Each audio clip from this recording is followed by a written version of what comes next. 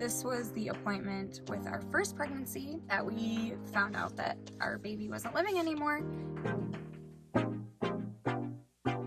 We have made it to 10 weeks today. I just looked it up and our baby is the size of a kumquat, which is like those little oranges that are the size of your thumb, which I don't eat, but apparently is a popular thing they're comparing our baby to. So that means we get to have our first appointment today. So we are here. We're delivering with a midwife group that does home birth, which is what we're hoping for. That's our plan A, but they also deliver at the hospital back there, I guess. So that's our plan B if things don't go as planned, if I become high risk, or for whatever reason we need to be at the hospital. So that's always nice to have that kind of as an option, I guess. So today they will listen for baby's heartbeat, which is the most important thing to me. I have lots of anxiety and worry until we hear that heartbeat. And even though there are definitely still risks during pregnancy, it just always feels good to have this first appointment out of the way. This was the appointment with our first pregnancy that we found out that our baby wasn't living anymore. And so it's always like, I guess PTSD, or I don't know, that seems extreme, but anyways, there's definitely some anxiety about this appointment, and I'm glad to hear a heartbeat and have it out of the way. So hopefully we will have lots of good news after this appointment. If we can record the heartbeat, we'll do that. Not sure if they'll just do the Doppler or if there'll be an ultrasound. I really can't remember from the last pregnancy what exactly they do. So brought hubby with me so that I will have that support. Hopefully it will be to share an excitement with me after we hear that heartbeat, but just in case it's not, he will be here with me. So.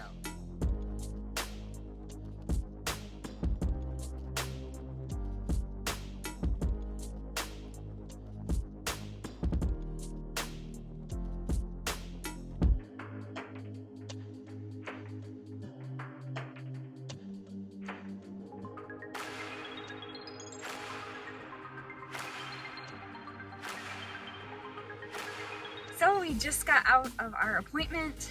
All good news. We got to, got to see the little bean in there. A little hand and a foot were even showing, a good heartbeat, measuring right on with what we thought it should.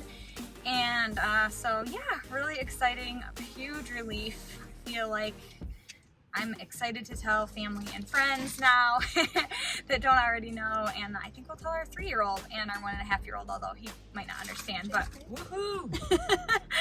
So I feel like 10 pounds lighter now. So a good day, a very good day. So I'm home. I've had a little bit of time to process and just like really be present with the emotion that like it's 10 weeks and the baby looks really good. We have the pictures and the ultrasound to prove it. They are actually doing all the things I've been dreaming and hoping that they're doing in there. And oh, it's just such a relief. So I had time to send my close family and friends pictures and let them know that everything looks good at this point. And so just like taking that all in.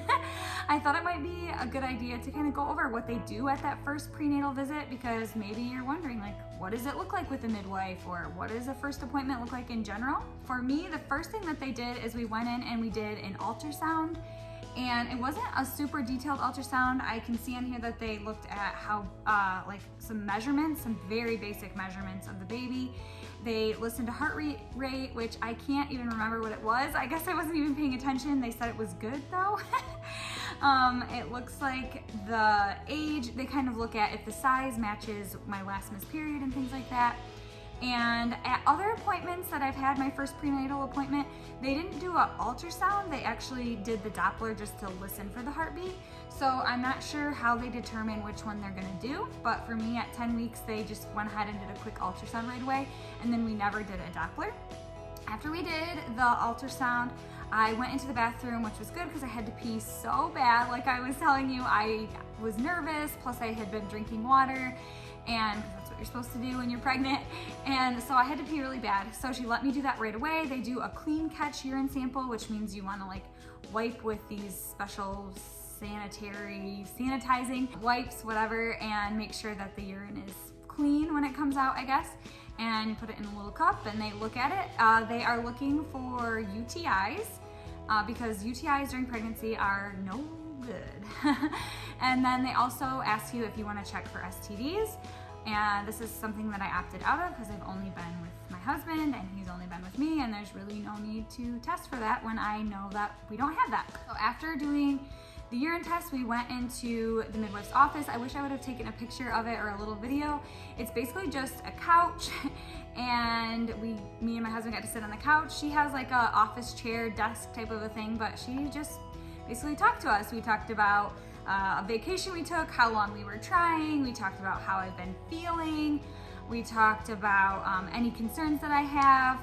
And basically there's just a lot of time for me to ask questions. My husband was there and is really concerned because we moved, if we're still close enough to a hospital to have a transfusion if I were to have a hemorrhage or something were to go wrong during the birth. And she did look at kind of where we are located and talked about the different hospitals that we could go to. And I hope quieted some of his fears, because that is definitely something that's really hard for him to be okay with, is the home birth and making sure that he knows he's doing his due diligence so that we would be able to get the care we need if something went wrong. And then we got this little folder that basically says, sorry, the sun is like bright and then dark and I don't know. I live in Michigan, so it does what it wants. Anyways, this folder is all about like different things with home birth, how it works, consent, different procedures that I can or can't do with baby after they're born, just general agreement statements. I don't know, there's all sorts of stuff in here, just information about the whole process, and I will keep this folder. I'm sure I will be adding to it as things get closer. We probably spent a half hour just talking, me voicing concerns. Oh, one of the other things we talked about was my vitamins that I'm taking. She actually looked them up, kind of looked at what's in them. One of the things that she wanted to make sure was in my vitamin was DHA, which is not actually in this brand of vitamins. My husband reminded me that when we ordered these, we knew that, and our plan was for me to just take a fish oil supplement along with the prenatal vitamin, because that does have fish oil, and I just totally forgot. So I will be adding that to my daily plan for vitamins. She took my blood pressure. My blood pressure always runs low during pregnancy. The chiropractor that I'm seeing actually said that might be related to my adrenal function, and so she's going to continue to try to improve my adrenal function at the chiropractor / kinesiologist office, so that'll be good. She listened to my heart. She checked my thyroid, which I don't have any history of that. She didn't see any concerns with any of the vitals. And then after she confirmed that we don't have any more questions, then I went in for a blood draw, which is not my favorite part. But I did it, yay! I always lay down because I get super woozy when I get my blood drawn. It's just like a weird mental block that I have because it doesn't even hurt that bad. But they do draw quite a bit, I feel like. And so I just lay down and put my feet up, and that totally helps with all that. And then I take a bar and I eat that as soon as the draw is done. And no passing out for me. After that, I talked to someone about billing, because billing is just a little bit different with the home birth, and she kind of told me what my cost would be. My insurance happens to cover all of the prenatal visits. They don't cover ultrasound and lab work, but they wouldn't no matter what kind of birth I'm having. And then the home birth will cost me $3,500, and they will bill insurance, and I still have to call insurance and find out like if they pay any of that or if we'll be responsible for all of that. But we can use HSA, FSA, money like that that's been set aside for healthcare. So that's not very expensive, because really our deductible after a hospital birth would be at least $3,500 as well. So that was all really good news. After that, I scheduled another appointment for 4 weeks from now, so that puts me at 14 weeks. In comparison to other appointments I've had, this appointment was about an hour and 5 minutes long, and they did a quick ultrasound, they did lab work, but I would say at least a half hour, maybe a little bit more, was spent just talking to my midwife, with lots of time for us to answer questions, like what else? Pause. Is there anything else? Like, so much time to answer questions for me and my husband, and it really, I don't know, I really love that about seeing a midwife. What was your first prenatal appointment like?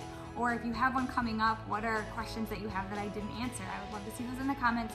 Happy to answer about my experience and anything that I totally forgot to address in this video. If this is your first video and you're like, where did this all start? What's going on? This video over here is our actual reaction to our pregnancy test.